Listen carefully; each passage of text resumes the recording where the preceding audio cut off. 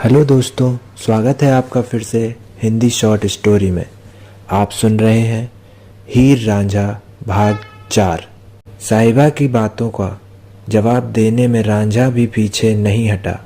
कहने लगा, तुम्हारे जैसी भौजाई को तो नदी में डुबो देना चाहिए।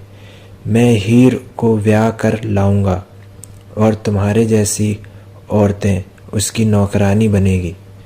और यह कहने के बाद रांझा मुंह घुमाकर बैठ गया। साहिबा उसका कांधा देखती हुई बोली, तुमको अब जल्दी से जल्दी शादी कर ही लेनी चाहिए, नहीं तो हीर की खूबसूरती मुरझा गई तो बहुत देर हो जाएगी। इस झगड़े के बाद रांझा अपनी बांसुरी को लेकर पिता का घर छोड़कर जाने लगा। अब वह तख्त हजारा का पानी तक नहीं पीना चाहता था। गांव का एक चरवाहा दौड़ा दौड़ा रांझा के भाइयों के पास गया और उनको इस बारे में बताया। रांझा का अपनी भाइयों और भौजाइयों से फिर सामना हुआ। रांझा के भाई कहने लगे, रांझा क्या हो गया तुमको? हमारी पत्नियां तुम्हारे लिए नौकरानी की तरह काम करती हैं और हम लोग तुम्हारे गुलाम हैं। क्यों घर छोड़कर जा रहे हो?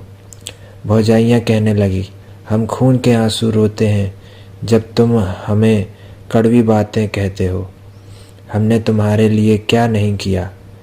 अपनी ज़िंदगी, संपत्ति, सब कुछ तो तुम पर न्यौछावर कर दिया।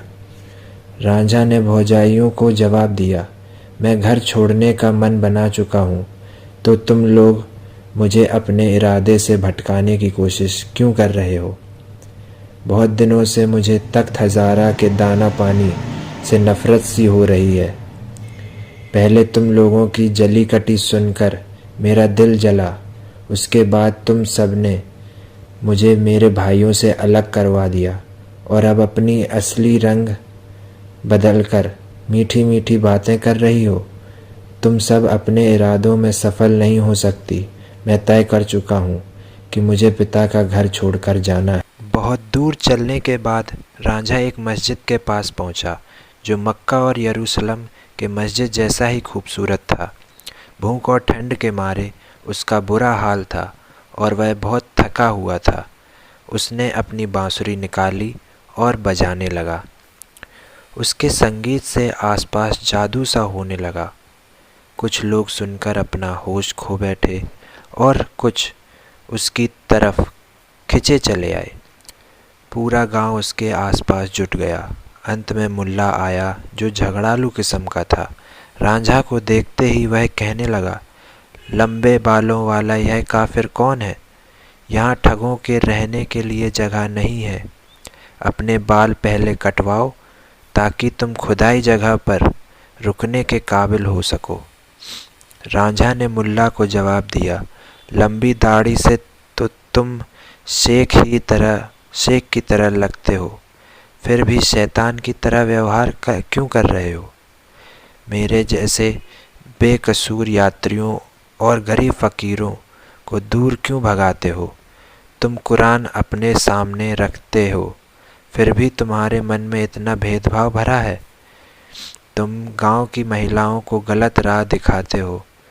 तुम तो गायों के बीच में सांड जैसे हो।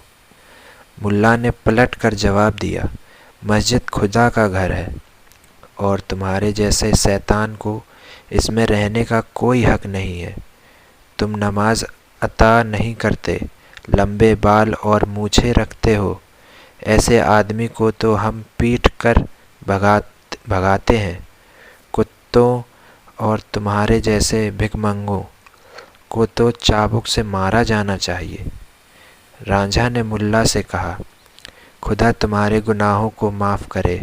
ए अक्लमंद इंसान, ये बताओ कि शुद्ध क्या है और अशुद्ध क्या, गलत क्या है और सही क्या, नमाज किन चीज़ों से बनता है और कैसे अता किया जाता है, और यह किसके लिए शुरू हुआ था?